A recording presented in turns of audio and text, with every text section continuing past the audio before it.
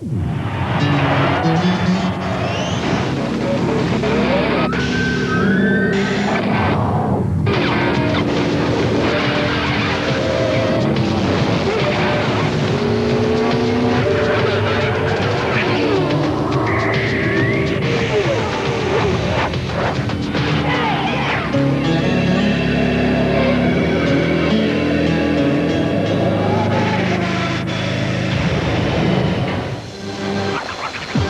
year, the Indy cars have defined excitement.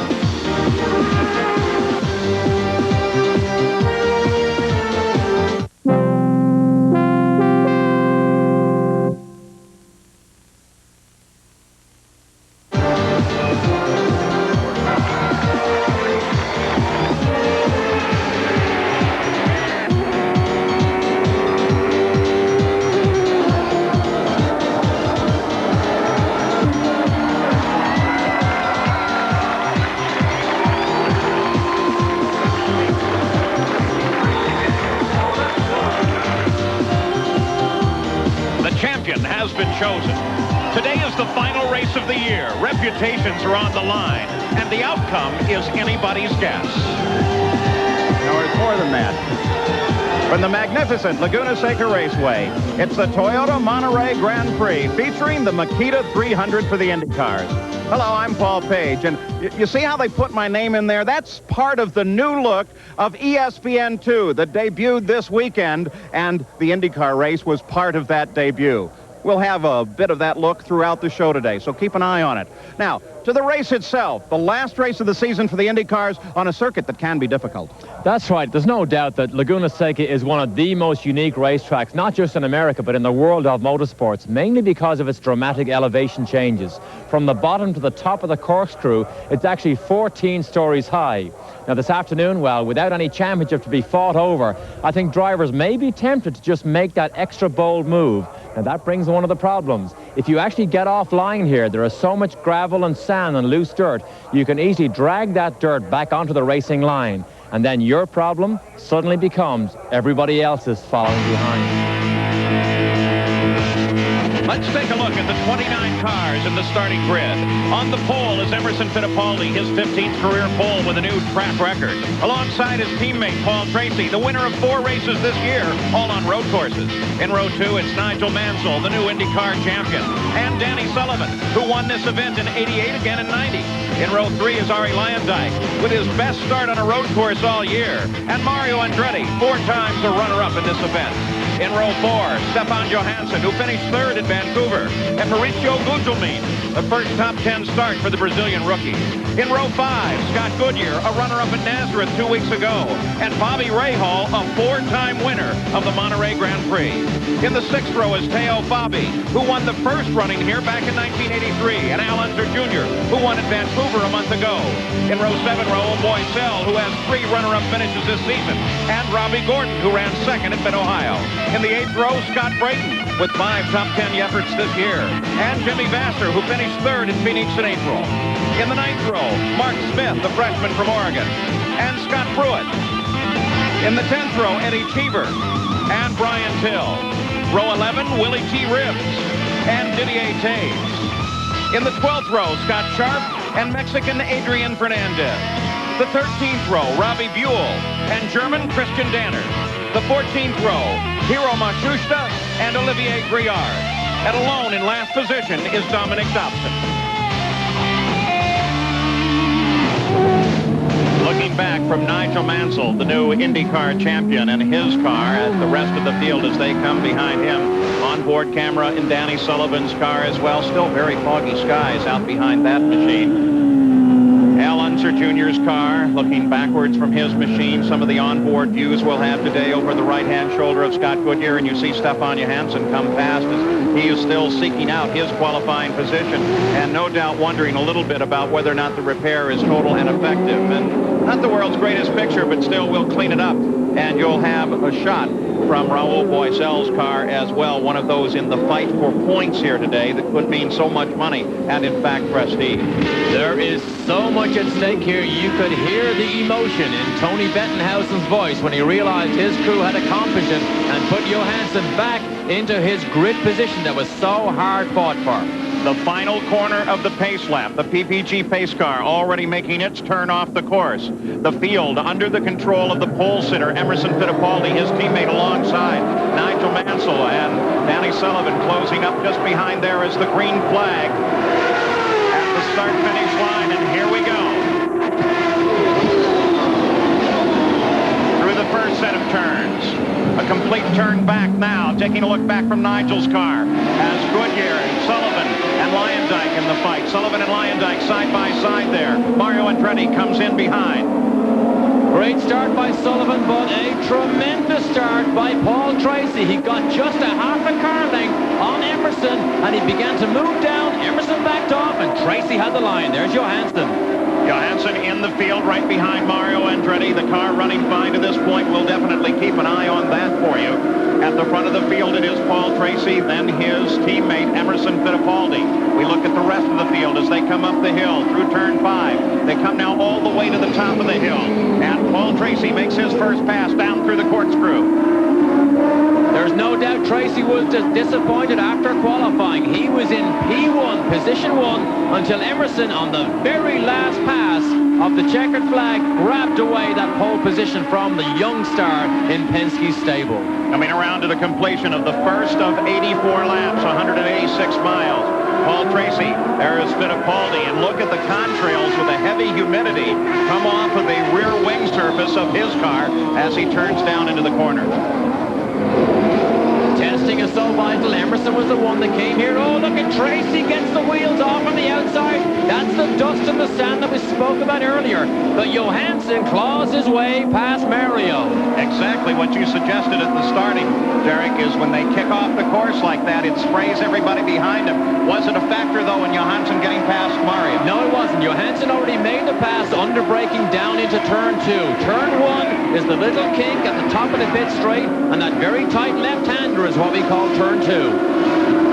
Paul Tracy leads here despite the wheel going off the course. The first time he has ever led in an IndyCar at Laguna Seca. The rest of the field as they came across the line. Paul Tracy, Fittipaldi, then Mansell, then Danny Sullivan, then Arie Leyendijk. Now it is Johansson, then Mario Andretti. There goes Guzman. Here comes Rahal down the hill. This is a 4-time winner at this course.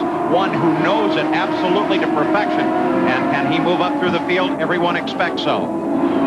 Rahal has had so much success here at Laguna Seca. He knows how to win on this racetrack. His quote after qualifying, look at Guzman, climbs that Hollywood car over the curbs. But Rahal was on the wrong side of 1/10 of a second.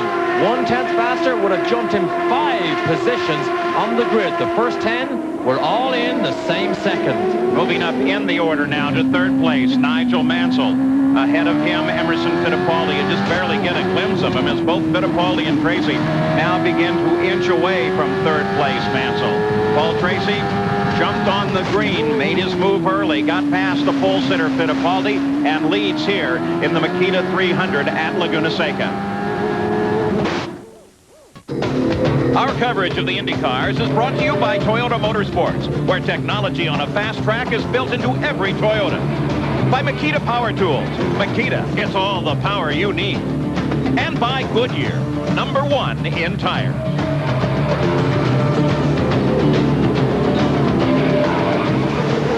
And riding with Danny Sullivan as he climbs up the hill, currently occupying 4th position. Makes his turn in, but take a look right behind him. There is Arie Leyendijk. Again, one of the people whose job this weekend may be in fact showing off, because right now he does not have a full-time ride next season.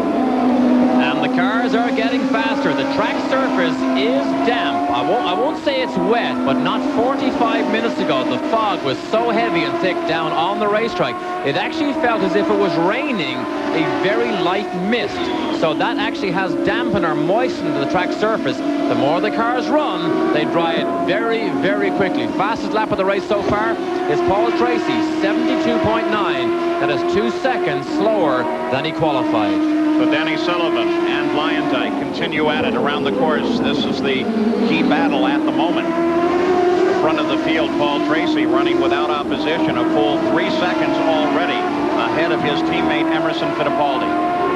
Lyondike has been very, very fast all weekend here as he still chases Sullivan. Lyondike on the unemployment list as of Sunday evening because he does not have anything firmed up, even though Chip Ganassi would like to retain his services for next year. But Lyondike going out on a very strong note. Look at this. Lyondike took a look to the inside. Conventional line running into that corner. There was no room there, so Lyondike stays back for the moment.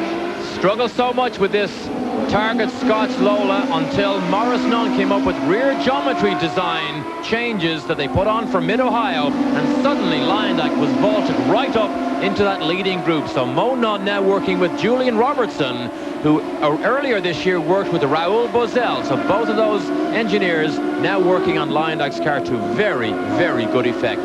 They climb to the top of the hill. You got a glimpse there of Johansson currently running in 6th place just behind him. So this is a very tight situation on the course.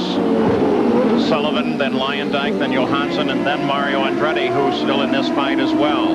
Let's go pit side again. Gary Gerald.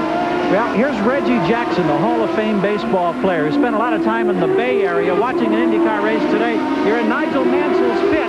I guess Hall of Famers know just kind of where to migrate to. You're following another champion today.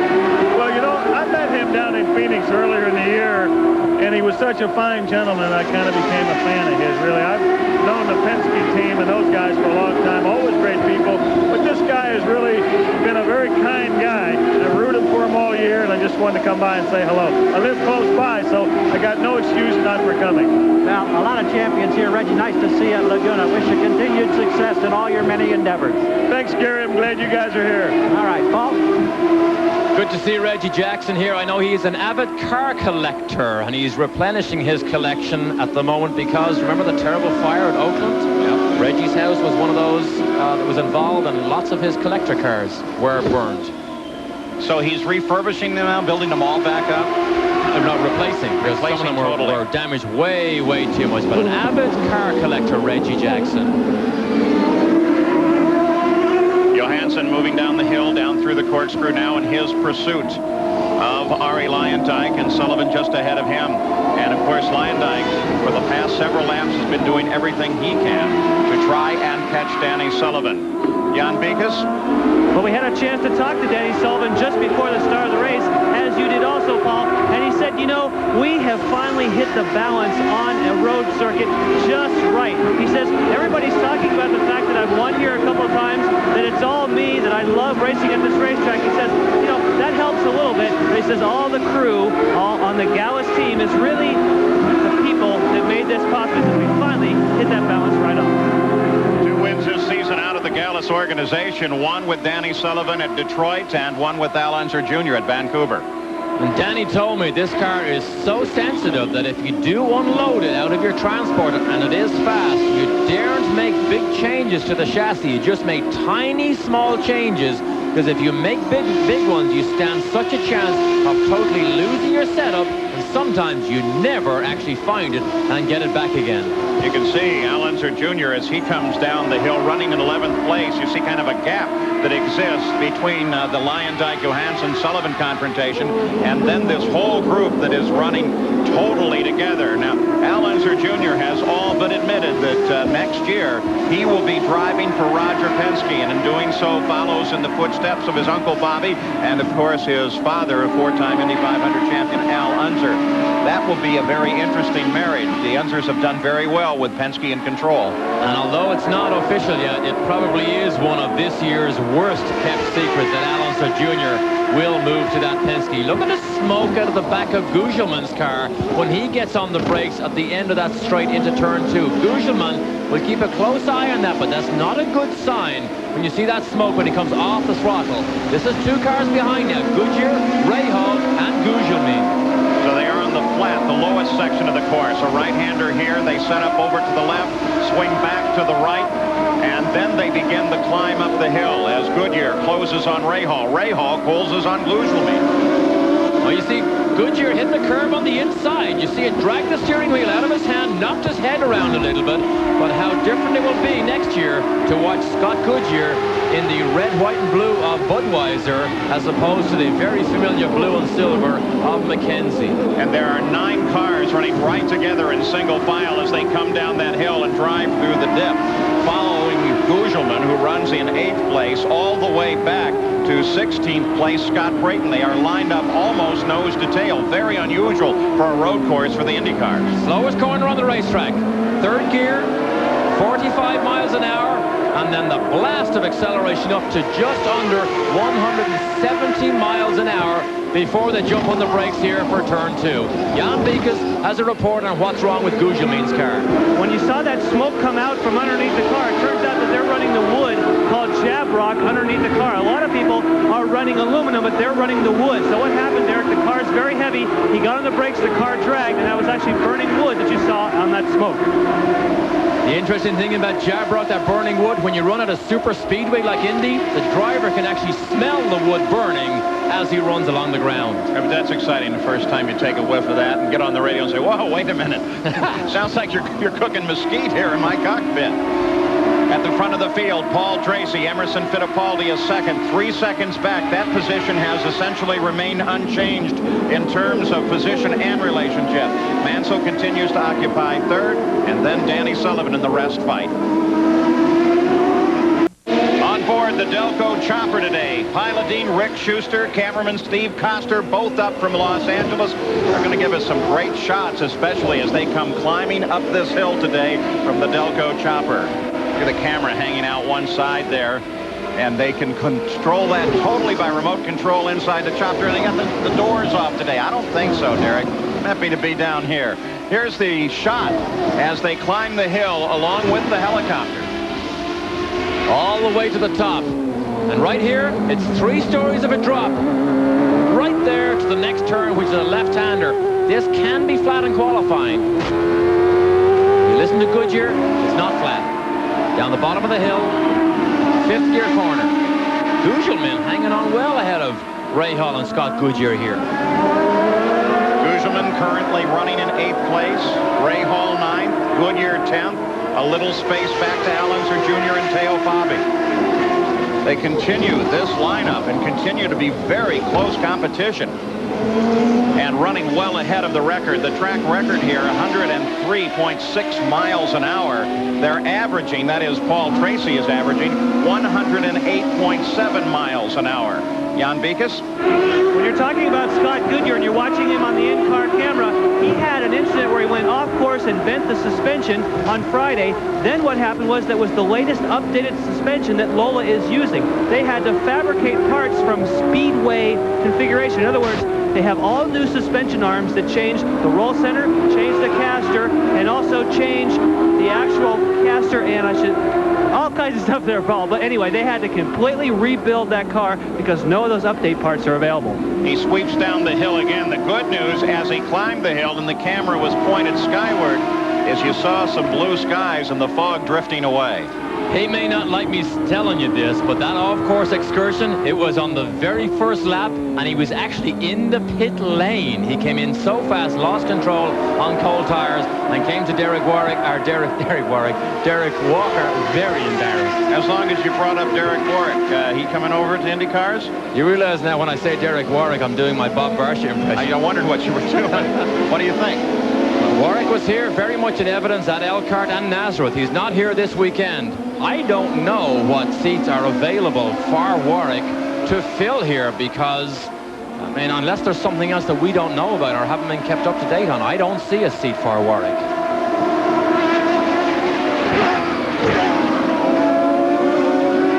Fight continues. You saw the interval. We move back group coming through. Al Unser Jr. chased now by Teo Fabi.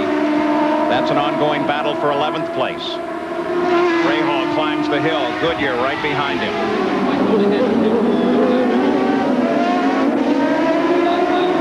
Boy, there you see how tall it is as they make the turn down all the way through the corkscrew, down to the bottom. Robbie Gordon, Raul Boisel. Gordon blew an engine after 2 laps in this morning's warm-up, was very unhappy, so had no real quality time on full tanks. Another man who had a very big crash here on Friday, destroyed A.J. Foyt's primary car, and the car he's in now is actually the 92 Lola. And Danny Sullivan now starting to worry. 3rd place, Nigel Mansell. Let's just stay on board, watch and listen. 2 masters of the craft here. This is the start of the uphill run.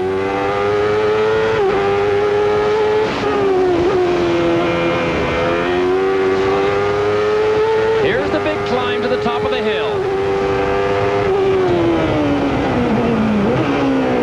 Now the roller coaster ride.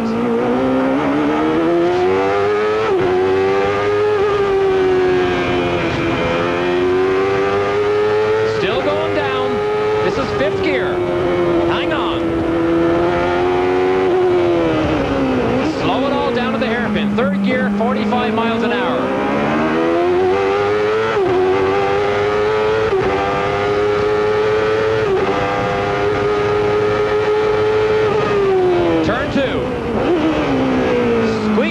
Every horsepower out of that Chevrolet engine trying to catch Mansell.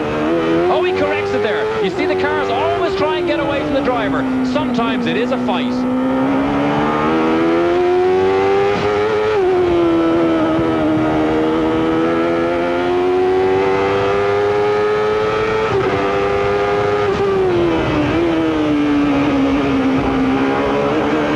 Now really beginning to make the climb up the hill again. What we're going to do is we'll move up to Nigel Mansell just as he gets up to the top of the hill. There he is now, just about at the top with Sullivan following him. What's that you hear rubbing the ground on Mansell's car? Is that a rubbing strip?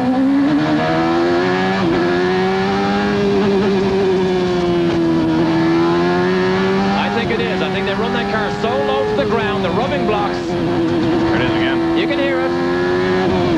Look at Sullivan under braking. Look at this. All the way up under Mansell's rear wing.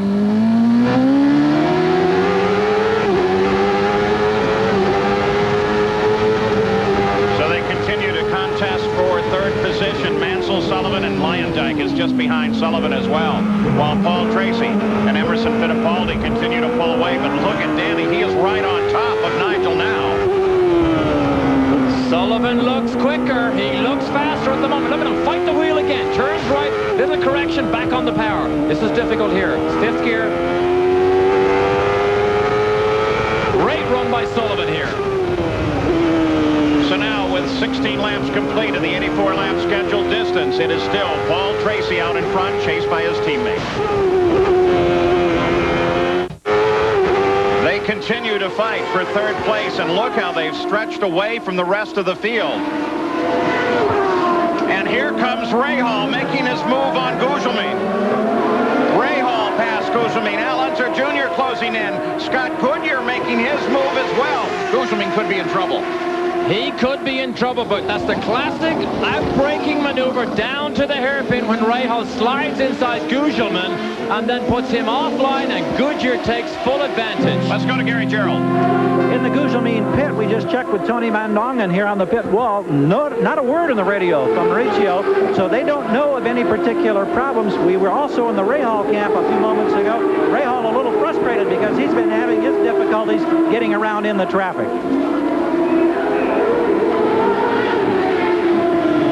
Go on board with Al Unser Jr. He runs in 11th place. He's been in the middle of the fight. We'll stay with him for a while.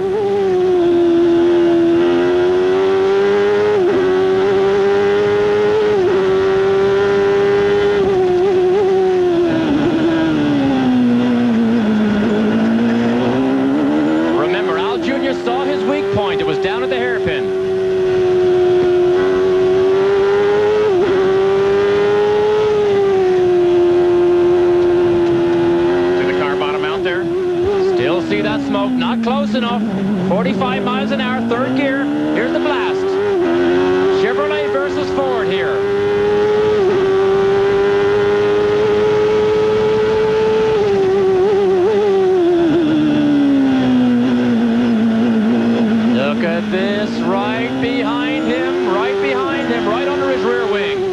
Little Al now has his chance. Two right-handers lie ahead. Probably his next big move can come at the top of the hill. We'll see what he does. There's that second right-hander.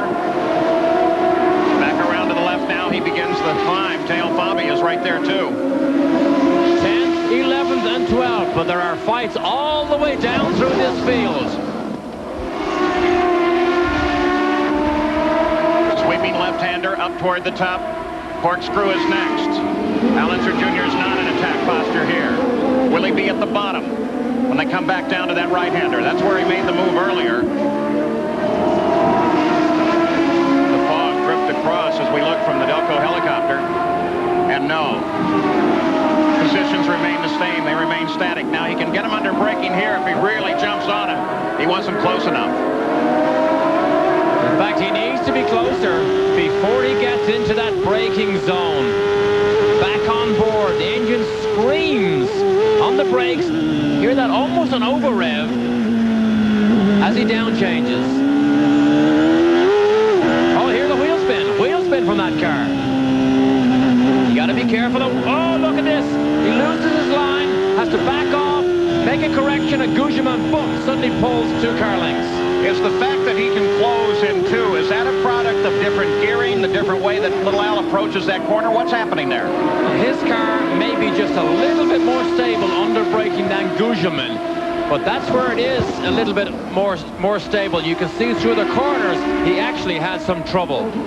Gugelmin, you can see him actually bottling as he heads down into turn 2. So perhaps that is just exactly what's causing his problem and allowing Al Unser Jr. to close in. Look at Ari Luyendyk as he's lined up behind Sullivan. Johansson is there as well, but Mansell is just in front of this battle. And look at Luyendyk. He tries a whole different line down the inside, and it works. Luyendyk moves into 4th. After 21 laps of following Danny Sullivan, look at Sullivan has a little poke down the inside. Luyendyk finally finds, or actually makes, enough room as he went through that little kink at turn 1 down the inside. He got a great run off the hairpin.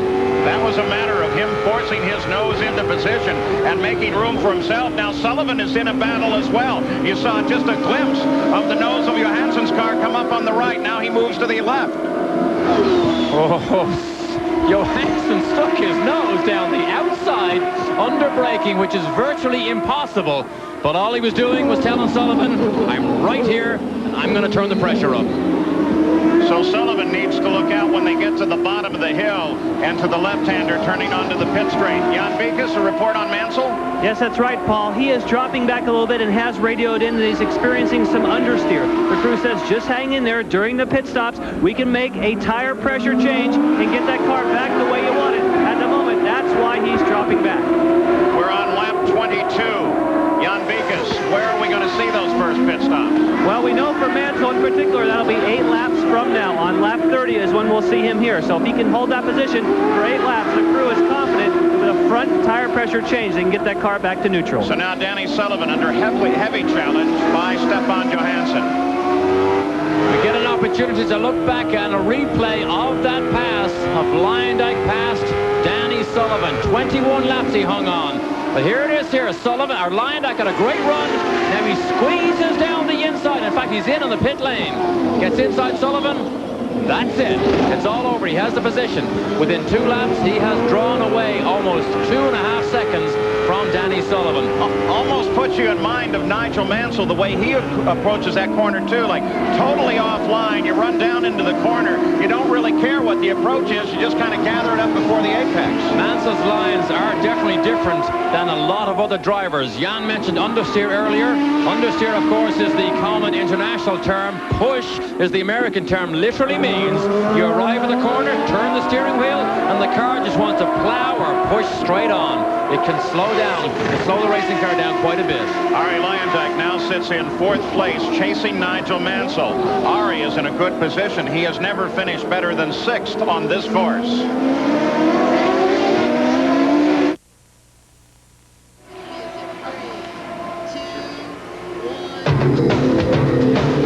Yesterday, the kids from the drug awareness group DARE spending some time in the paddock with none other than Nigel Mansell, who took time out from a very busy weekend celebrating his championship to spend time with the kids. They appreciate it, and of course, it does a great deal of good. Willie T. Ribbs just took a quick spin off the course, and then when he did so, he buried the back wheels.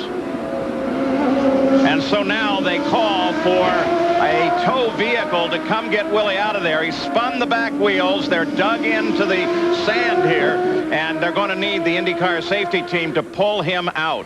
And this is the inside of turn 5. This is turn 4 here, one of the fastest corners on the racetrack. Willie T. lost it exiting turn 5, spun to the inside rather than hit anything on the outside.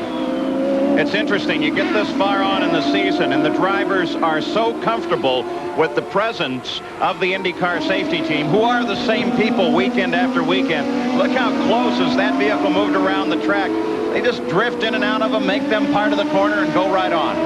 This is a great battle here, Paul, because Mansell is losing a little bit of grip, and Lyondike knows that. He spent 2 laps getting right up behind him. Now the chase really starts. You saw the safety truck off on the left-hand side there. Mansell this weekend has a new front wing on that car. They tried it at Nazareth. It was very successful, and they have found it to be beneficial and better here also. They were very careful about it at Nazareth, though. They're very sensitive to anybody else figuring out exactly what they're doing with the front wing. And, of course, that was their special wing, you may remember, at Nazareth, that they were absolutely believing that they have to make sure that that wing is on the car that they were going to end up in the race with while they were switching back and forth. At the front of the field, it is Paul Tracy. But now Emerson Fittipaldi is closed in to within a second of Tracy. Paul is due for his first stop at any time now. We are on lap number 26 of the 84-lap run. 186 miles, 300 kilometers. Paul Tracy has led from the green flag. In their confrontation, Tracy and Fittipaldi have pulled a full 21 seconds ahead of the third-place car of Nigel Mansell. A good view of him coming up the hill. And the cushion over Emerson that Tracy enjoyed, that he built up in the first 7 to 10 laps, has now been eroded away. And fastest man on the racetrack at the moment is Emerson Fittipaldi, just over 1/10 of a second faster than Tracy's fastest lap. Emerson's lap, 72.5. Tracy makes the turn onto the pit road. Separate here makes the left-hand turn up the pits itself, and Jan Vikas is there. Paul Tracy brings it to a stop, and he is trying to break the streak, Paul, of the last 5 years of a pole sitter winning. He wants to break that streak. We're looking very closely for any chassis changes. We don't see any. They've decided that Emerson Fittipaldi is going to come in 2 laps from now. Paul Tracy has got it at 14.2 seconds. Boy, he must be satisfied with that car. In and out, and he doesn't touch it. He doesn't touch it, which is always a good sign, but the outlap on these cold tires often is the telltale lap. Tracy is spectacular on cold tires. He joined the fray right in front of Mansell. This is for position here. Remember, this is for position on the racetrack. And don't forget Mid-Ohio, no love lost here. Mansell had hoped he could wrap his championship up at Mid-Ohio when he got in contact. And Lyondike is right in there. He darts around Mansell, and Lyondike picks up second place. The little confusion of the presence of Tracy, and Lyondike took advantage of it, and he's there, and now here comes Sullivan. Sullivan tries to poke his nose alongside Mansell. Mansell won't have any of this. Sometimes your opportunity knocks as Lyondike gets that car sideways. He's now trying to pass Paul Tracy, but Mansell was clearly held up by Tracy, and Lyondike took the opportunity. Great move. When he is driven, Lyondike can be an inspired racing driver. You saw it in his win at Nazareth several years ago. Are we seeing it here again today? As he continues his pursuit, Paul Tracy is just ahead of him, and we expect Fittipaldi in the pits at any moment, the leader of the race. It was great from the in-car camera. We saw Lyondike shoots down the pit lane. He is in the pit lane, but you saw it from the in-car camera of Lyondike poking his wheel down inside Mansell. Lyondike makes that turn into the pits. The Ganassi team falls on the car. Johansson comes in as well. One of their strong points has been their pit work. This crew is exceptional. Change of tires, but no obvious change to the aerodynamics of the car. Here's another man who is happy with the aerodynamics set up now on fresh tires on all 4 corners, and he's back out. All of them very conscious that the speed limit of the pits is 80 miles an hour. You get it to 86 miles an hour, they're going to give you a stop-and-go penalty.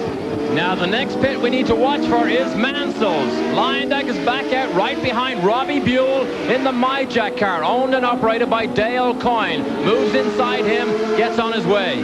We wait, too, for Fittipaldi, who is the leader, due in at any second now. Paul Tracy came out. Of course, there is Fittipaldi in, Jan. Fittipaldi hit right on the marks. Boy, Paul, he came screaming in here, trying to save as much time as possible. This is another Penske car that we're expecting to see no changes. The tires are on. Man, that was quick. Just waiting for the last bit of fuel, and Emerson Fittipaldi be on. He's off, and he's out of here. 13.7 seconds, Paul. And you see Paul Tracy coming up the hill. Now, at this time, Fittipaldi's into the 80-mile-an-hour limit. If that limit didn't exist, you would have seen a whale of a drag race as they come out of the pits. Go to Gary. Nigel Mansell in for his first of 2 expected stops today. Tommy Wirtz not making any changes up front. Everything looks smooth and routine. He's trying to gain that position back that he lost to Arie Luyendyk through the work of his pit crew. We'll see how it translates as he gets back on course. Boy, look, both of them, Sullivan and Mansell. Mansell wiggling left and right as he applies the power, trying to get up to speed. You saw the celebration, the elation, too, in Danny Sullivan's crew as they got Sullivan out ahead of Mansell and continued their battle there. Luyendyk just coming down the hill now. There he is as he comes in behind Mansell, and he moves to battle for position. And you see what happened there. How sideways can you be in the pit lane and not lose it? But that has allowed him to get ahead of Luyendyk. But here's the battle rages. Luyendyk makes the move on Mansell, and Luyendyk is passed again. So Luyendyk moves into 4th, Mansell back to 5th.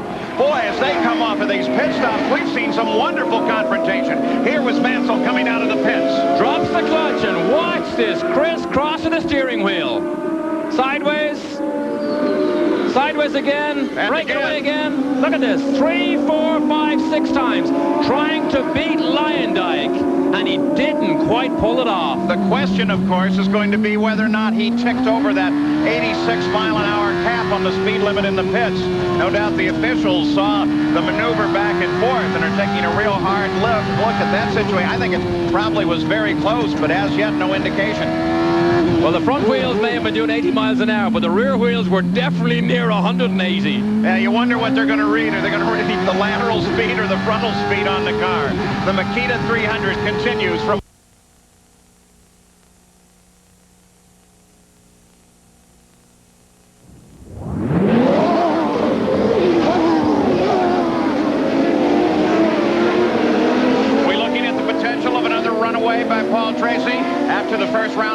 He is the leader once again. His teammate, the pole sitter, Emerson Fittipaldi, sits in 2nd. Danny Sullivan, with a brilliant drive today, sits in 3rd. Arie Luyendyk 4th. Nigel Mansell is 5th. And Stefan Johansson currently runs in 6th place. Continuing on in 7th, Scott Goodyear, Bobby Rahal, Mario Andretti, and Teo Fabi.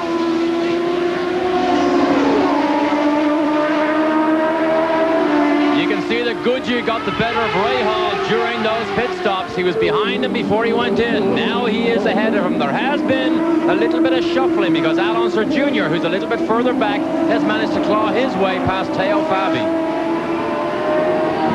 Looking back through the field now, here comes Mario, Alonso Jr., and Teo coming down the hill. And little Al, of course, full load of fuel. Look at him. He bottomed going into the corner, and then with that full load, got on the brakes very hard, smoked all the tires. And that is a scary thing to do down on that hairpin, because if you lock the brakes and you make a beeline for the inside line, you can T-bone somebody so easily. Believe it or not, sometimes the car ahead sees the smoke coming, and if he thinks it's going to be an accident, he'll actually move wide. Mario didn't that time. Change in weight on the car from when it goes in empty to when it comes out is well over 200 pounds. And if they don't set their controls in the cockpit for handling just exactly right, that race car can be very hard to handle. And Al Jr. is a master at making passes when the conditions are difficult. The conditions are more difficult on full fuel with cool tires. Tires not up to optimum working temperature. If he doesn't make the pass there, he knows sometimes he'll struggle mightily to make it later. The sun shines at the scenic Laguna Seca, and that dive down the hill. thrilling ride the first couple of times, tedious after that, and a very fast left-hander at the bottom that's very difficult to drive. Here we go again. Is he close enough? Is he close? He's going to try it. Nope. Oh, you need to almost be side by side. See, Mario clips the curb on the inside. You got to be side by side with Mario if you're going to make a realistic pass. Look at Ray Hall. Ray Hall looking for that line that has worked for others today as he moves on Scott Goodyear. Ray Hall currently 8th, looking for 7th. There is racing room here, but sometimes you have to force the issue. And down into turn 2, you really have to force it sometimes. Ray Hall wasn't prepared to do that right there. Ray Hall uses all of the course and then some, continuing his pursuit of Scott Goodyear.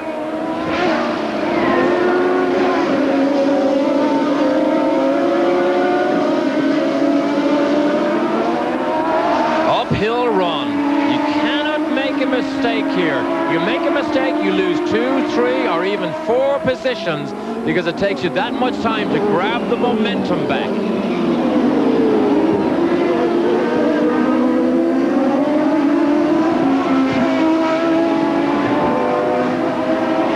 Broken off for the moment here. Let's go and take a look at Raul Boisel. He's been locked for the past couple of moments in a battle with Gugelmin. Gugelmin sits just in front of him. Now here we have an additional advantage. We have telemetry coming out of Raul Boisel's car. And this is real-time telemetry. What you see is what's going on in Boisel's Ford engine as we see it. Watch the speed on the right side climb up. 168, almost 170 miles an hour, and he's only 4 or 5 laps after his pit stop. Boisel not as fast, not as competitive as he has been in weekends past. The first session here on Friday morning broke the gearbox, lost an hour and a half of precious track time, and Dave Cripps, who is his engineer working on this car, said they just cannot catch up when you lose that amount of track time.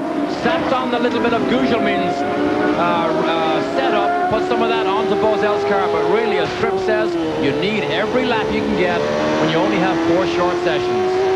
Boisel has not only his battle with Gugelmin, but he's also just about 10 seconds from going a lap down.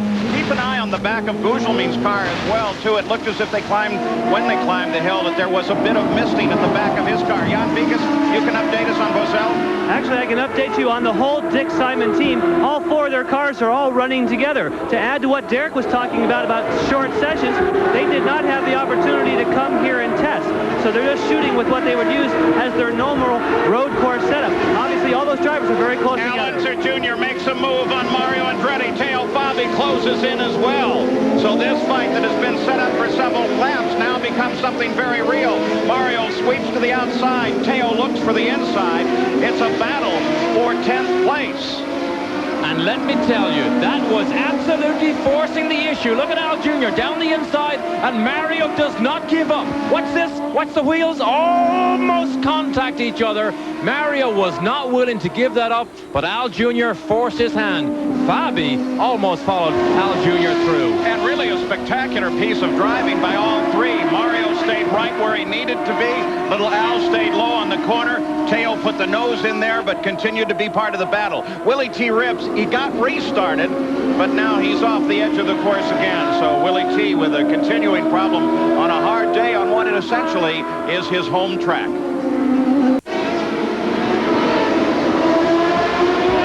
Back at the Makita 300, we're tracking Mario Andretti and Teo Fabi and their circulating battle for 10th place and the interval. Being reported out of the race now with a broken header on the car. Assisting ESPN with aerial coverage of this year's 1993 Monterrey Grand Prix are the fine folks from Delco, the official battery of IndyCar racing. Look at that view down. And the tremendous crowd, once again, just a gigantic crowd here at Laguna Seca. Even despite all the fog this morning, they were here plenty early at 6 o'clock. Scott Sharp there on the outside of the fight between Lyondike and Sullivan, and Scott staying with that battle. Oh, I'm not sure he saw a line. Who's that? Jimmy Vasser in all sorts of trouble on the way up the hill. gets it out of control, and luckily didn't get all the way to that concrete wall. Boy, he just gathered that car up at the last possible second. No doubt felt that he was in trouble as he started the turn into the corner, got out of everything, and was able to keep it under control. Mark Smith now the next one on Danny Sullivan's shopping list. They are lapping these cars. Mark Smith in the 92 Penske. I think he's had a tremendous baptism into IndyCar racing. Moves aside as he should. He'll see Lyondike. He'll allow him to go by because he knows they are in a private battle. Mark Smith does. He moves to the right-hand side, lets Lyondike through. It's my understanding that Mark Smith, with Craftsman, may be moving over to Derek Walker next year. And that would be a fine move for him, and also opens a wonderful opportunity with Frank Archiero's team.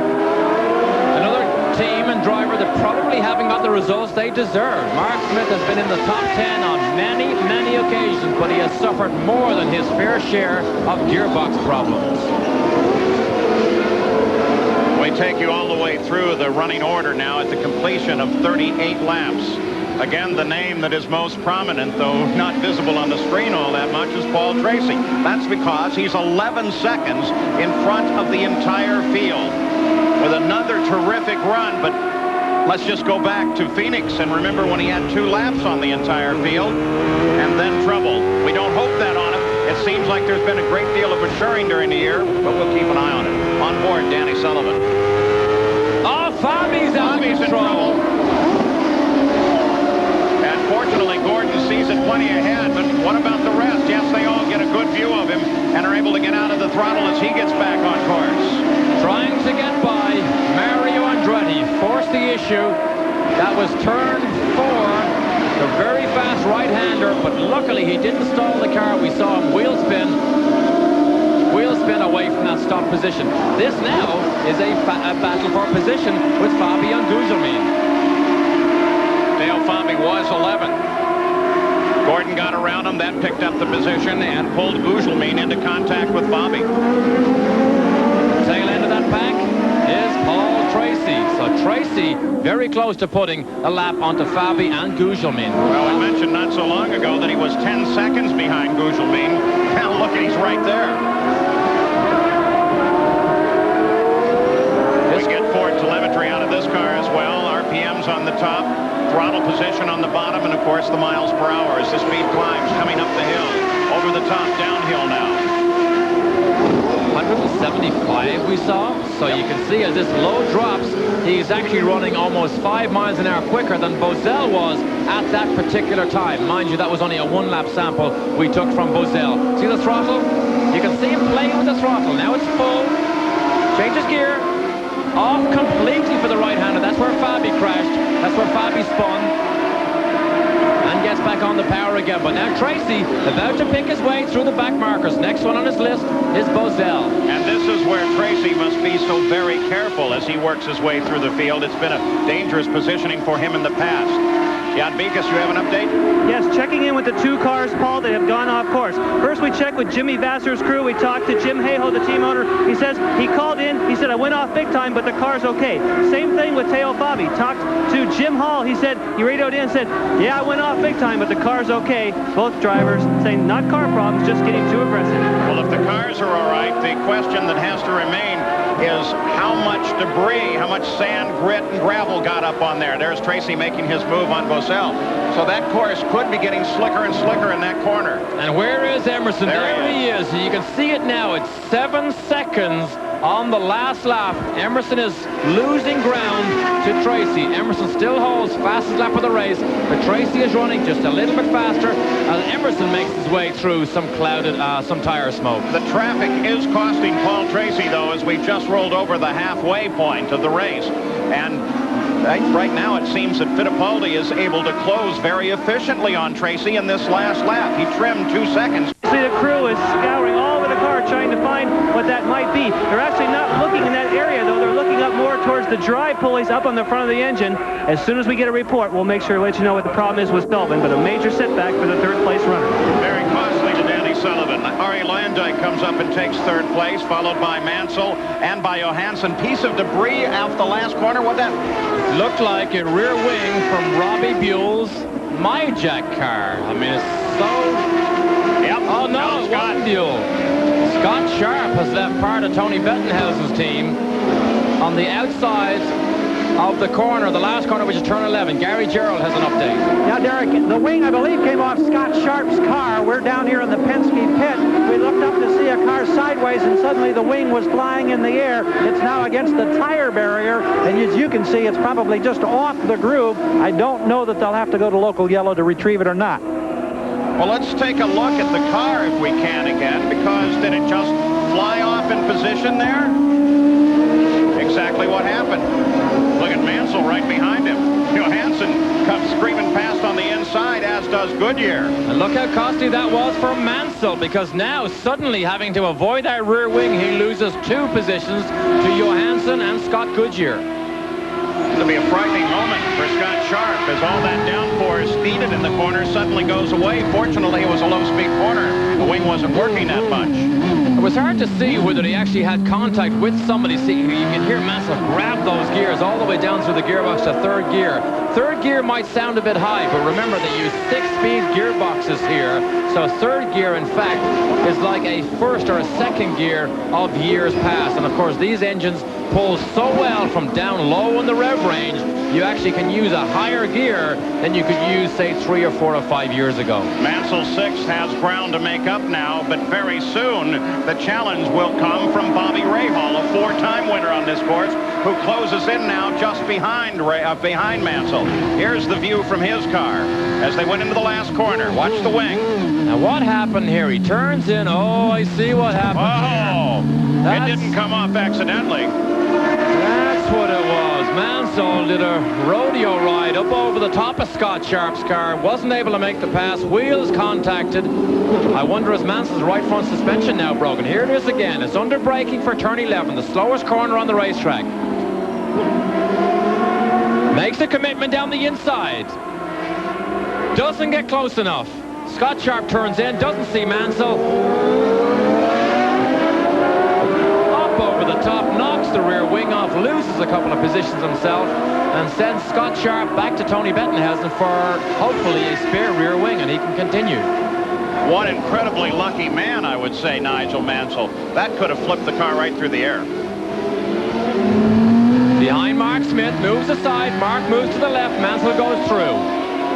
I'm looking to see is there any damage on Mansell's car on that right front wing. I don't see anything, so it looks like it was literally just a suspension wheel-to-wheel contact, and we presume nothing has bent. Take a look at this onboard camera. We can study the suspension parts. They all look straight.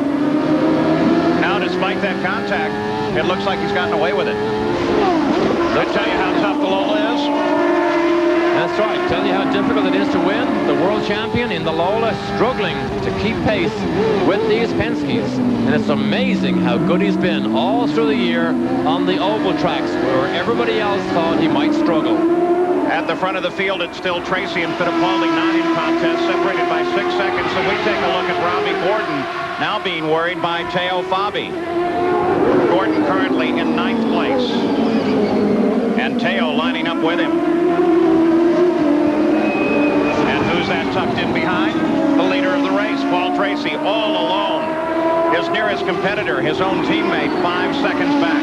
He has fallen foul of passing traffic in the past. It is very painful, I'm sure, for him to watch what happened in Mid-Ohio when he had yet another win and he threw it all away. Jan Beekers is with Danny Sullivan. Danny, your 1993 season ended earlier than you hoped. What put you out? Well, it turned out to be an exhaust header, broken half, and as you know, that just everything goes away. But it was good till then. Crew did a tremendous job to take me from 5th to 3rd, and the car was running, you know, no problem. And you know how it goes. It just goes like that. Just one moment it's there, and the next minute it's off song and no power. Thanks. Thank you. Paul Tracy looking for room. Danny Sullivan's first DNF in 10 races here at Laguna. When Danny says it all goes away when the exhaust header breaks, of course what he means is the turbocharger loses all its boost because it's no longer pressurized, and actually you can set fire to the bodywork of the car if you continue to run with a broken header. Hot exhaust gases pouring out of the opening that was not intended. That can very quickly set a machine on fire. Bobby Gordon continues to motor around the course out of contact now in his fight with Teo Fabi, and Paul Tracy continues to carve his way through the field, lapping almost everyone. Today's IndyCar action is brought to you by PPG, world leaders in automotive finishes. By Budweiser, fresh, pure, natural, proud to be your bud. And by Toyo Tires. No matter what you drive, we've got you covered from H to Z. Take a look there, Scott Sharp, new wing on the car. It carries number 16, the other car in the team, that of Stefan Johansson. Very quick replacement of that wing. Gary Gerald? Oh, we're very impressed with the way Tony Bettenhausen's second team went to work here. You have to worry about the bolts being stripped and how clean is the post going to be where that ring was torn off, but they made an amazingly fast change. They had to take a spare from Stefan Johansson's car, so keep in mind on the side of that wing it'll say 16, but it's still Scott Sharp in number 33. He's happy to be back out there getting some valuable experience. Yeah, but Gary, the problem may be is it doesn't look like the wing is on particularly straight. It is not on straight. You can clearly see there is something else bent in the mounting of that rear wing. But as he goes away from us here, clearly that wing is not on. But however, if it is secure, he will still get downforce from that wing. Enough anyway. Willie T-Ribs finally retiring from this race. No reason given for his retirement. And they keep Scott Sharp out. And on the race course, apparently they just want him to finish now. They're not anticipating coming in doing anything with that wing. Let's go forward in the field once again. 5th place, Scott Goodyear. Johansson should be just up course from him, then Lyondike, then Fittipaldi. Goodyear leaves this team at the end of the season. Thought the omen was that he was going to win this race because the last 2 races, finished 3rd, finished 2nd. He said he's got to finish 1st here. What a great way it would have been to end his very successful association with Derek Walker, but it may not be. Look at Ray Hall. Ray Hall right behind Mansell. 6th and 7th place. Jan, you have a report? Yes, speaking of Mansell, the champion right now is having difficulty with the same thing he did earlier in that they're having a push. The crew is hoping that when he comes in, they can make another change. The tire pressure wasn't enough. They're going to try front wings and some more tire pressure adjustments to get the push out of Mansell's car. That's why he's dropping back. As they came off of the last pit stops, Paul Tracy was a full 11 seconds in front of Emerson Fittipaldi. Fittipaldi's closing in. He's now 2 seconds back. If they get any closer, we'll jump on top of it. In the meantime, let's stay here. Up, we're back to the lead of the field. There is Tracy. We look for Fittipaldi. Tracy, I still say, has to be careful. He dropped the ball so many times this year. The very worst thing he could do as he closes in on Mario is make a mistake again. There is Emerson. He is absolutely reeling him in. Less than 3 seconds now, it looks like. Look at Mark Smith. Is he in trouble? He's moving aside, slowing down. That's everybody down the inside. Fittipaldi has been running laps faster than the leader, Paul Tracy. That's obvious by the fact he's closing in on the last lap, though. Tracy was 0.6 faster, but Fittipaldi was handling traffic earlier and counted by Tracy. And handling traffic is what you have to be very good at, but you can clearly see here now, Emerson is closer than he's been for many laps over Paul Tracy, but Tracy has clear road ahead of him. 2 cars in separation right now. That's Fabi, that's Andretti, but they're in their own battle. That's a fight for 9th place. So they're not going to give any ground as Fittipaldi comes up and tries to catch his teammate to battle for the lead.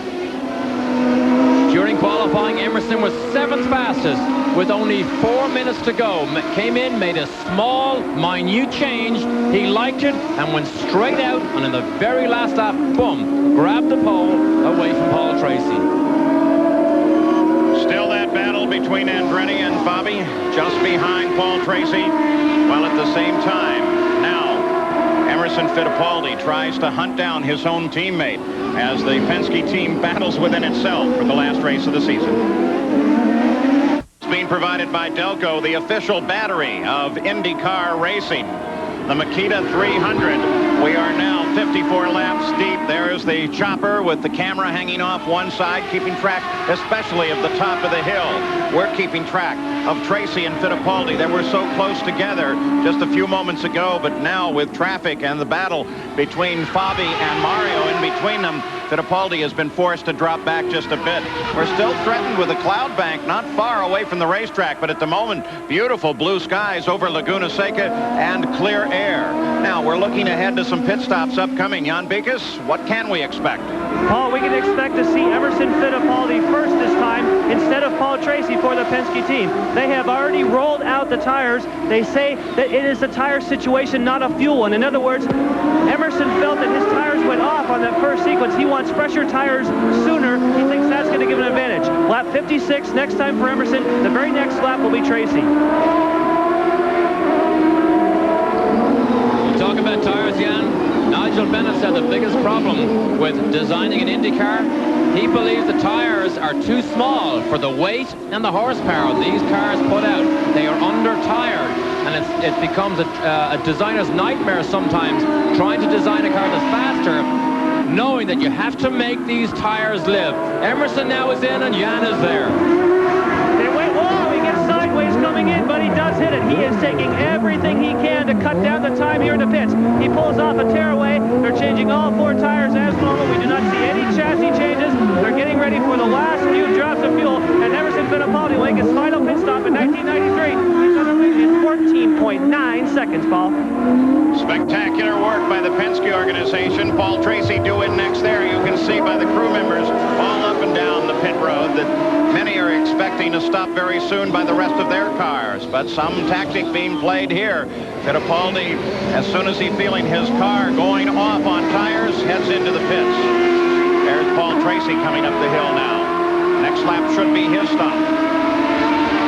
And the pit stops have changed the face of these races so often. Emerson knows he probably cannot catch him on the racetrack. He has had a super pit stop. Tracy is hoping for something similar.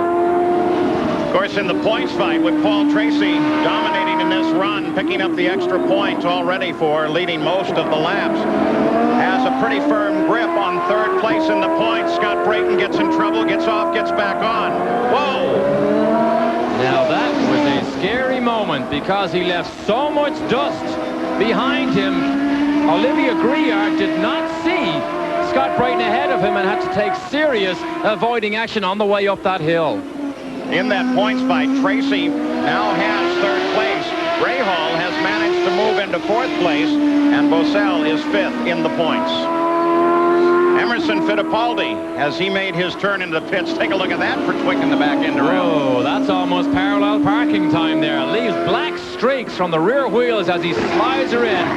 And here's Scott Brayton's spin. Same place as Willie T. Ribs went off earlier. That is turn 5. But this is when it gets scary. Now, Olivia Griard behind him is unsighted. Bang! Turns to the left and just misses Scott Brayton. Very little distance, but great reaction time by Griard. So 57 laps are now complete. 84 laps the scheduled distance. Now look what's happening here, Paul. Tracy ran 2 laps on a light fuel load, hoping that will keep that advantage he enjoyed over Emerson. Jan Beekes. Well, Derek, yes, you're right. He ran on a lighter fuel load, but like we said, it comes down more to tires here than it does to weight. Emerson thought he wanted the softer tires sooner. Obviously, Tracy and Roger Penske at the controls decided this was the lap to do it. Paul Tracy under wide, very quick stop. 14, just a little over 14 seconds, Paul. Tracy, under the speed limit, comes out of the pits, clear course. No one in contest as he comes up the hill and joins the rest of the battle. Coming in behind Rahal.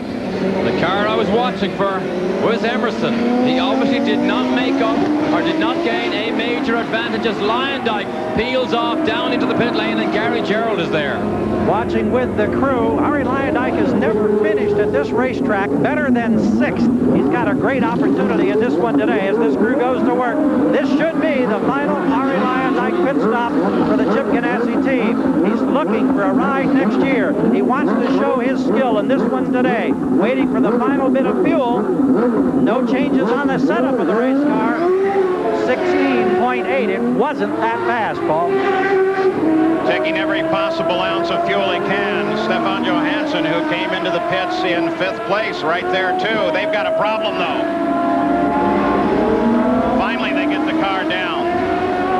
Right front tire could not just get that lug nut snugged up tight enough. Wasn't prepared to let him go. You could see the right front man said, no, no, no, wait. Now, is he going to have to wonder about that right front for a while, or do you assume that it's on solid? I don't know, but here's a battle for position right here. That's Scott Goodyear behind him. That is a battle for position. Goodyear has not made his stop yet. Oh, Scott Pruitt looks as if he's in trouble. The tow truck is beside him. Look at Goodyear down the inside. Look at Johansson at the same time. Look at this fight as it seesaws back and forth. It is a battle for 5th place. And here comes Cheever. He's not in this fight, but he sure like to join it. He's several laps behind the run of the race. Great move, risky move by Scott Goodyear in the Mackenzie car around the outside of Johansson. Johansson is slowed down a bit, and Cheever takes the opportunity to also make a pass on Stefan. Cheever runs 16th. He's a lap behind the leader lap. Now with those pit stops, 1st through 9th are all running with the leader, Paul Tracy.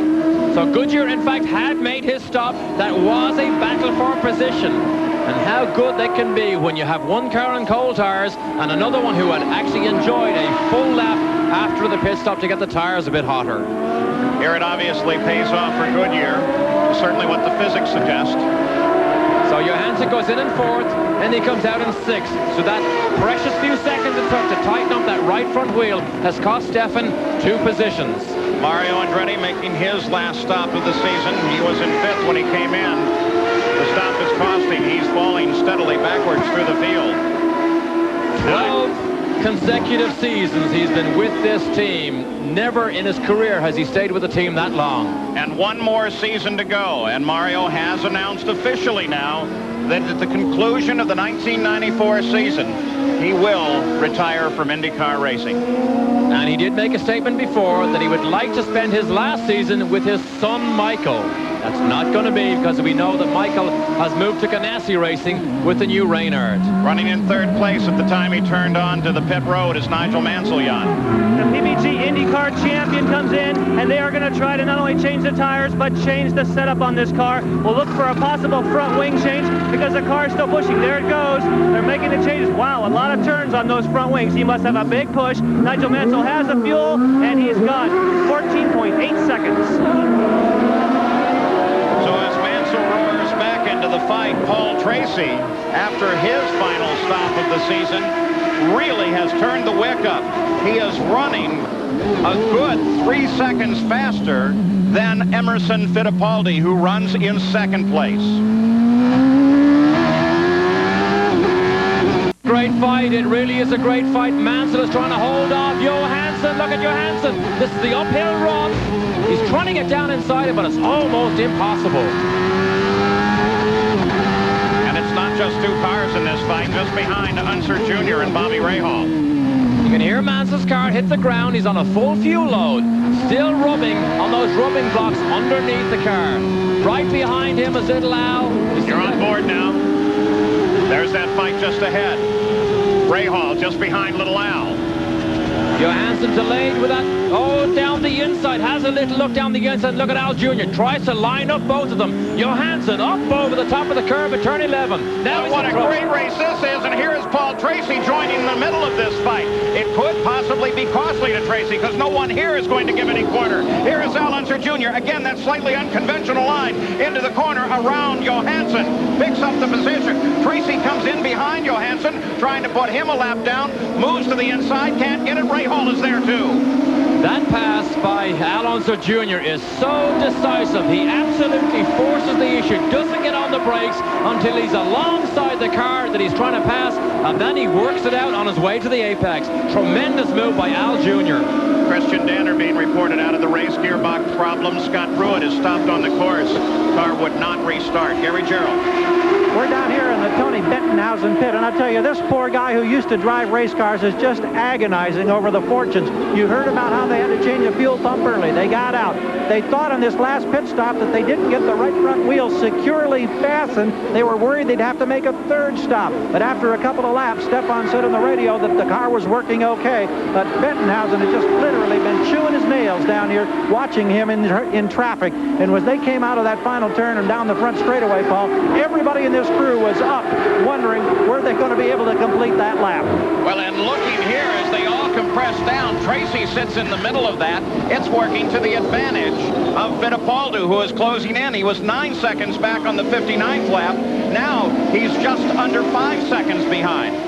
Oh, this is a tremendous battle here. There's a long line of cars here. Mansell, Al Jr., Johansson, Rahal, all battling for position in a line. And in the sandwich is Paul Tracy. That's Rahal all over the rear wing of Tracy. And with Rahal there, just off the edge, we should very soon be picking up Fittipaldi. Take a little look to the right. Fittipaldi is now only 2 seconds behind Paul Tracy. Here he comes. There he is up the hill. Oh, this is a fight. Tracy, we said it earlier, cannot take too many risky moves. He has fallen foul of that earlier. But the battle ahead of him, they cannot afford to move aside and let the leader through because they're embroiled in their own personal fight. Thus far, 64 laps of 84, the scheduled distance complete. A particularly safe race. No major contact here. Some spins off the course, but nothing that matters. Gary Gerald. Interesting, the Penske team sending an emissary down here to the Bettenhausen pit, I think lobbying to see whether or not they could get Johansson out of the way to clear the path for Paul Tracy. Keep an eye on that in the racetrack, Paul.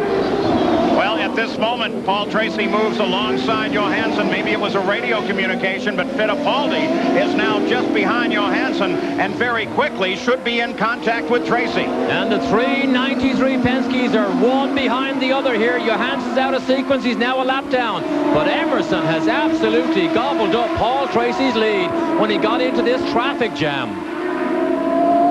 So Fittipaldi now looking to the inside. I wonder if the request was made for both Tracy and Fittipaldi. You would assume it was. Well, the difficulty is, how can Johansson move over? He's going to lose touch with Mansell. Cheever is not in the fight. He gets himself in trouble. Rahal passes Cheever. Alonso Jr. caught up behind Briard now as he moves inside Briard. And Tracy very hard on the brakes looking for room. That's where you get in trouble. That's where Tracy could so easily get in trouble by trying to slice past Briard. He backed off and let Briard sort himself out, but Emerson is right there. Tracy dropped a wheel off, got off the right side of the course. Emerson closed in. Now Emerson is right behind Tracy. They both try to duck under Johansson as Rahal closes in to join this fight as well. But the battle is now for the lead as Fittipaldi challenges his teammate. Great fight here. Rahal, remember, is trying to catch Johansson. Johansson does not let Tracy through, and Emerson is right behind him. Great fight. Boy, you wanted to see a car race. We have one here today in Laguna Seca. Round 16 of the PPG IndyCar World Series. The last race of the year. We suggested it might be a time for everybody to show off. But look at Fittipaldi and Tracy. They've got jobs for next year, and they're still showing off. Johansson, they're trying to lap him. Tracy has to watch what goes on ahead as well as what goes on behind. There are no team orders, no championship to be decided here. It's just bragging rights on the final race of the season. With the speed of Tracy and the absence of full course yellows, we're running at 106 miles an hour average race speed. That's 3 miles an hour faster than Michael Andretti's race record. Jan? Well, you say there's no team orders in the Penske camp, but what there is that Roger Penske is, of course, telling Paul Tracy, take it easy, watch yourself in traffic because of the problems he's had before. That's given Emerson the chance to close right in. Now, Johansson has lost touch with Alonso Jr. He probably will move over soon because the heat is certainly being turned up here. Here we go. Here comes Tracy moving down to the inside. He cycles past Johansson, so for the moment, Tracy and Fittipaldi are separate.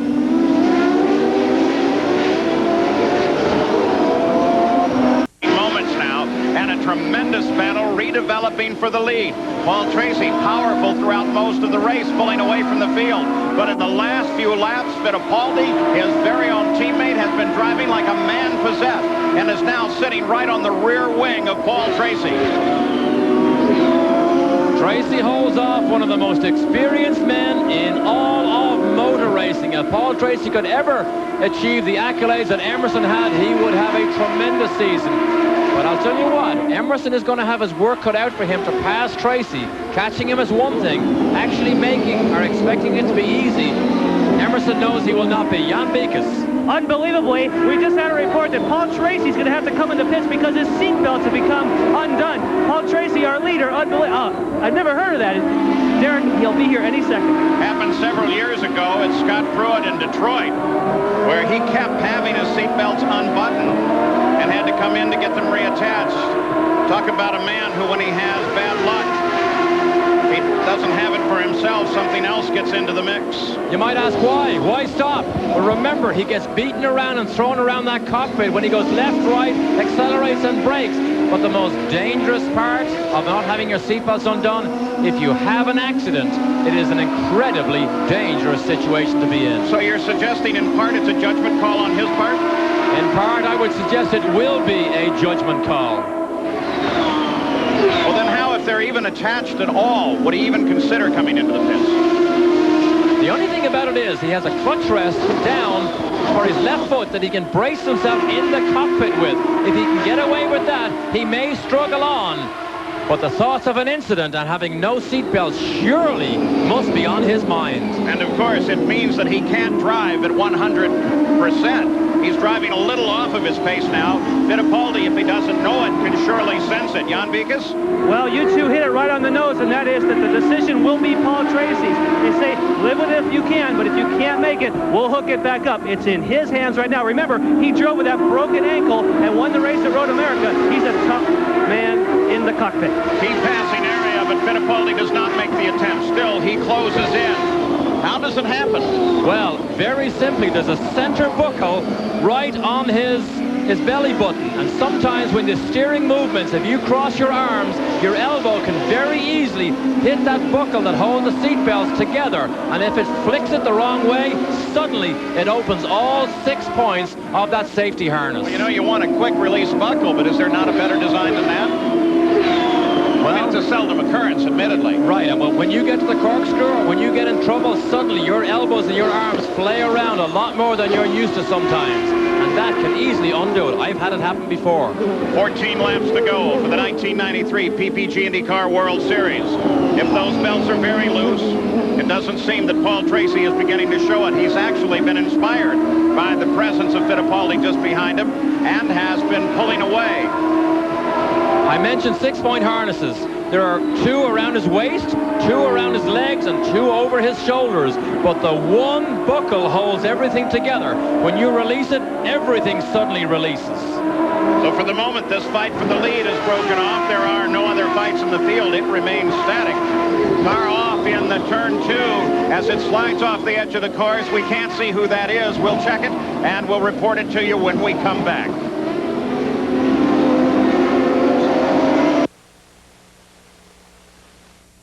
He comes out, well, he's going to turn the right side away from us at this point, but he got into some fairly heavy contact. It spun him off. Yellow flags flew in turn 2, and Mansell has just been simply motoring ever since then. It looks like he's pit bound. So that's 2 accidents. You can clearly see over the Haviland sign there that there has been heavy contact with Mark Smith. I don't know why Mansell's going so slowly. Obviously, he thinks there's something else broken in the car, so he's had 2 incidents today. Here it is, down the inside. Whoa, what an argument over a piece of property. I don't know whether he had any chance of making that, because Mark Smith was already turning into the corner when the contact appeared. You see both cars do spin. Gary Gerald is there. Nigel comes in and immediately shuts off the engine, unbuttons the steering wheel. That's the indication that his day may well be over. Now, we had it word that he may have injured or hurt his wrist in that contact when the wheel turned. We don't know if that, in fact, is the case. But Nigel, the 1903 IndyCar champion, is climbing out, Derek. There will not be a season-ending victory for the Newman Haas team. Well, he certainly is favoring his right hand, and you saw in the onboard camera how fast that wheel spun around when the wheels got into the side of Mark Smith's. Nigel has carried that injury for quite a long time. Look at the steering wheel. Watch that. Right hand, watch the impact. Look at that. Yanks the steering wheel to the right. That's what would re-injure that already injured wrist, but I can't see how he was ever going to make it past Mark Smith on the line he was trying to get by him on. Well, he's been using a different line of that corner where he almost makes a turn way early and takes a straight run to the apex and gathers it all up down at the bottom. But in this particular case, Mark Smith was at the bottom when he got there. So the season is over for Mansell. What a spectacle it was to watch him, particularly on ovals. But unfortunately, after 2 incidents, today is over. However, there's a big check ready for him tomorrow night at the banquet. He has added so much to this year and makes history winning his first IndyCar race. From the pole to the checkered flag at Australia, motors his way all the way to an IndyCar championship, and for 1 week holds both titles at the top of the world, the IndyCar champion and the Formula One champion. That hat that he wears is commemorative of that victory at Nazareth that gave him the championship. Believe it or not, that wrist injury did not come in a racing incident. He fell down on his way into a press conference earlier this year at Cleveland, and that was where that injury occurred, and now it's been aggravated again with that incident with Mark Smith. Gary Gerald, you have more. We're alongside Nigel. The IndyCar medical folks are here, and they're going to attend to him. There won't be any confirmation from Nigel as to specifics relating to the problem until they have an opportunity to check it out further. You mentioned, Derek, that unusual incident that happened in Cleveland that resulted in the injury. Nigel's sitting here in the back of an emergency cart now, various crew members checking with him, and now they will take him for examination. We'll have no word from him at this point. Nigel, who was so happy about the championship, in fact, felt that he was probably at the happiest point in his life over the past couple of weeks. But he leaves this track prematurely and with injury, though nothing severe. We'll get an update from the IndyCar medical people just as soon as it's available. That brings us back to the front of the field. Nothing truly changes. Fittipaldi is still challenging. There will be no golf tomorrow for Nigel Mansell, but he's already had 4 rounds at these glorious golf courses in the Monterrey Laguna Seca area here. So the order is Paul Tracy, then Fittipaldi. Leyendijk is 3rd. Scott Goodyear is 4th, followed by Al Unser Jr. Then Stefan Johansson is 6th, followed by Bobby Rahal, Teo Fabi, Mario Andretti, Robbie Gordon is 10th, then Raul Boesel and Adrian Fernandez.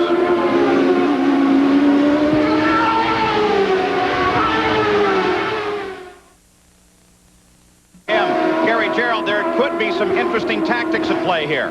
Well, indeed, Paul, because there's a huge bonus at stake for Emerson Fittipaldi, let alone the individual pride in trying to get his 4th win to match Tracy's 4 this season. That Marlboro bonus that goes to the man who starts from the pole has built to $60,000 for this race. So if Emo can get by Tracy, he's got a huge payday in store. Now let's go to the Penske pit. We'll learn more from Jan. Well, we checked with Emerson Fittipaldi's crew, and we asked, have you told Emerson that Paul Tracy's belts are loose? This was 3 laps ago. They said, no, we don't have to tell Emerson that. He is going to go after the win. Well, we now have a report that last lap they did call Emerson and tell him the problems that Paul Tracy were having. Obviously, they want him to smell the blood of that prey that he's trying to hunt down. So while the battle at the front of the field continues on, just ahead of them is the ongoing fight with Al Unser Jr. and Scott Goodyear as they work their way through some traffic. Fernandez is now between Tracy and Emerson. This is where Tracy got in trouble earlier. He was not prepared to slice through traffic, and this is where Emerson gobbled up his lead. Now he follows Al Jr. Jr. not in contact with Goodyear. That's Schuster just ahead of him. But again, as Derek suggests, you have to be so very careful in traffic, especially if you're Paul Tracy. And look at Fittipaldi. Fittipaldi pitches it off the course, over the barrier, into the tire wall, and Fittipaldi's race appears to be done. Let's see if he can get it started and get going. He's certainly going to give it a try. Will he bog down in that sand? So many others have. I think he's going to make it back onto the course. And Fittipaldi goes back into the fight. What an incredible piece of driving. He just drops one wheel off, does a quick spin, takes it to the barrier. Something must be broken on the car now, or a tire going down. Is the right rear coming down? A momentary lapse of concentration and an indiscretion almost spelled disaster for Emerson Fittipaldi, and it allows Tracy to move ahead. Look at the dirt that's all over the rear tires and front tires of Fittipaldi's car. Boy, did you call it warned at the start of this race that just that kind of thing is what could cost. It's in a traffic jam. Emerson knows how quick he was before. He's trying to come inside. Machusta tightens the line too much, loses it. But look what happens here. He goes on a buck and bronco ride and just misses. Oh, in fact, he did. He hits the tire barrier. There may be damage to Fittipaldi's car, but he managed to keep the engine running. Remember, he's almost a lap ahead of most of the field, so he can still continue, maybe in second place. They build the car strong in Poole, England, and Fittipaldi is trying to continue on, still being scored in second place as he continues on the circuit. Sometimes it looks easy, and when the world's best can get in trouble that quickly and that easily, it gives you an idea how difficult and dangerous racing can be. He tried to get down the inside of Machusta Panasonic car, and here he goes for a wild ride up in the air, backs it into the tire barriers.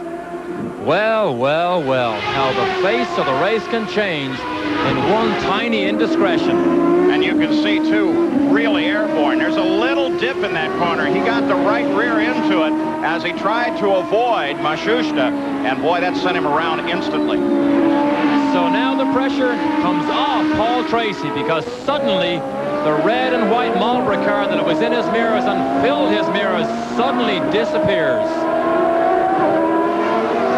Let's go to Jan Mikas. Paul, the Penske crew does not expect to see Emerson Fittipaldi here. They were able to see that on a monitor, and they thought for sure he'd be on pit road. But now they say he will try and make it to the end. Car not as severely damaged as first thought. There's 4 laps to go now. When we saw him run off the racetrack again, when we suspected maybe he had a puncture, I think it was just the tires covered in that sand and debris from being so far off the racetrack, and it took about 2 or 3 corners to scrub the tires clean again before he could get on his way. What a wild ride for Emerson. But Fittipaldi, who stays in second place despite that ride and continues to soldier on now in the closing laps of the 1993 season for the IndyCar. What a season it's been, too. Paul Tracy still out in front. Fittipaldi second, Lyondike third. Fourth is Goodyear. Unser Jr.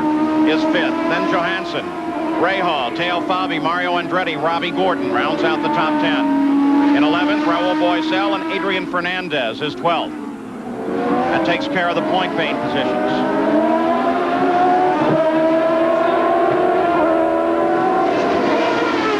So the fight's over. Now it becomes a reliability run for Tracy, who's got those seat belts undone. That is scary. You can see there is damage on the rear wing of Emerson's car, but it didn't break it off. So Lyondike now still all alone in his best finish, a rostrum finish for Lyondike in his last race with Chip Ganassi's team. And he's still not going to give it up at all. He's going to drive this thing right to the finish as hard as he can. As he flashes across the line, 81 laps complete. His wife Mika is here, her first trip to a race after giving birth to twin boys. So Arie Luyendyk is now a proud father of 5 children, all living in Phoenix, Arizona. Still no report on Nigel Mansell and whether or not there's any seriousness to that right wrist injury. It didn't look like there was, but when that wheel spins around and the spokes of the steering wheel catches your hand, it can snap a wrist very quickly. He favored it at first getting out of the car, but then while he climbed on the emergency vehicle, he was seen to gesture with it, so let's hope he's okay. Lyondike had a great run in qualifying, managed to qualify 5th. Believed he could have been much higher, maybe up on the second row beside Mansell, except he was blocked on his fastest lap by Nigel Mansell all the way down into turn 2. Now the report comes from IndyCar. Nigel Mansell was checked by the IndyCar medical team and has been released, so no indication of any serious injury there. Tracy all alone works his way through the field. 82 laps complete, 2 to go. Domination here by the Penske cars. Tracy has now lapped everybody all the way up to 4th place, which is now held by Scott Goodyear. But the interesting thing is, Tracy was not the fastest car on the racetrack. Fastest lap of the race is still held by his teammate Emerson at a 72.59. He did that time very early in the race on his first set of tires. Well, Paul Tracy, one would have expected Nigel Mansell to be the master of the natural terrain road courses, but in fact, Paul Tracy has proven to be the road course master this year as he heads for yet another victory. Jinsman Crawl with the white flag, the final lap of the 1993 PPG IndyCar World Series, and Paul Tracy merely has to hold on right at 2 miles now. He is unchallenged by his teammate Fittipaldi, who continues in second. Fittipaldi, in turn, is unchallenged by Lyondike. Scott Goodyear's in fourth. Unser Jr. is fifth. No one in challenge in the top 5 positions. And if you look back at the what if he had won Mid-Ohio? What if he had won Milwaukee? What if he had won Phoenix? How that would have totally changed the face of this championship. Paul Tracy climbs the hill for the last time in this 1993 season at Laguna Seca, down through the corkscrew, looking at the possibility of his 5th win of the season. As Derek suggests, what if this car, this man could perhaps have been the champion, but for 1 or 2 mistakes during the season. The final turn, the final straightaway ahead for Paul Tracy. And Paul Tracy climbs the hill. The Marlboro car, the Penske, powered by Chevrolet, takes the checkered flag. Emerson Fittipaldi will come to the flag just behind Tracy, but Paul has done it. The Canadian has won at Laguna Seca.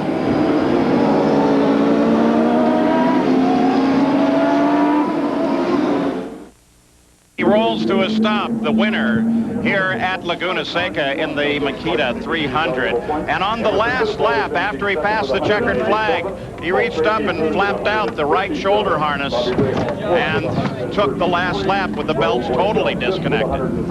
Don't underestimate how difficult and potentially dangerous it is to complete those laps at racing speed with the seat belts undone. However, adrenaline overrode the danger possibilities. And second place, Emerson Fittipaldi is out of the car. The congratulations of the Penske team there as well. Paul Tracy won his first race this year at Long Beach. He's the winner here in the last race of the season. 5th place, Alan Jr. 6th place to step on. This is friction. Metal grinding on metal. Friction can wear your engine down. Friction can shorten its life. This is Pennzoil, the friction-fighting motor oil that protects more engines than any other motor oil in America. Choose Pennzoil. Use Pennzoil, and you'll get quality engine protection in each and every drop. Pennzoil. Performance, protection, quality.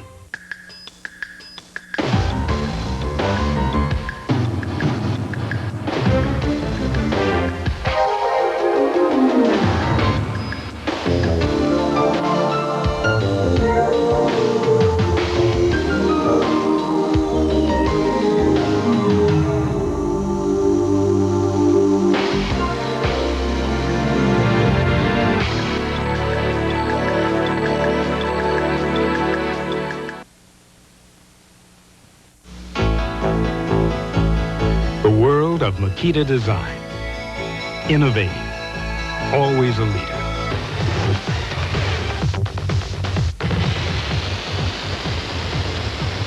So how do you make the best even better? Throw away the key.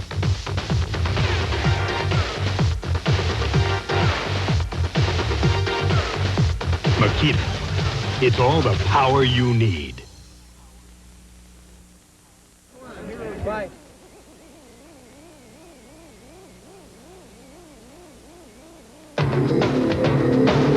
Today's coverage of the IndyCars has been brought to you by Makita Power Tools. Makita, it's all the power you need.